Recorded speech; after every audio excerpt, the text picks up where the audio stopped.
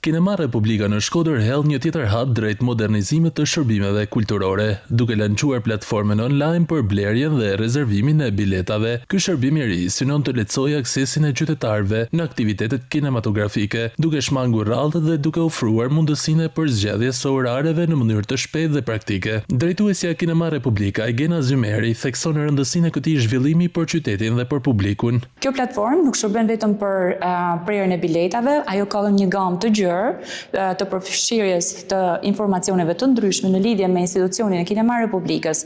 Vlen për të përmendur fakti që kjo është një ndër kërkesat shumë të rëndësishme, jo vetëm institucionale, por gjithashtu edhe të bashkëpunimit të fortë mes personave që frekuentojnë institucionin e kinemas. Platforma është realizuar nga Iriu Shkodran, pjesë e stafit të kinemas, i cili ka punuar për disa muaj për ndërtimin e saj. Rësia që ka platforma, nëse mund ta quajmë platformë sepse realisht ajo është një ekosistem, është një punë shumë e madhe e bëmë mbrapa në backstage. Nuk është vetëm për rezervimin e biletave, ka disa rësi ku një prej rësive më në fokus është votimi i filmave, që jep qytetarëve Shkodran mundësinë mos me kanë vetëm thjesht spektator pasiv, por gjithashtu me kanë pjesë vendimarrjeve të programacionit që do të shfaqen në kineman.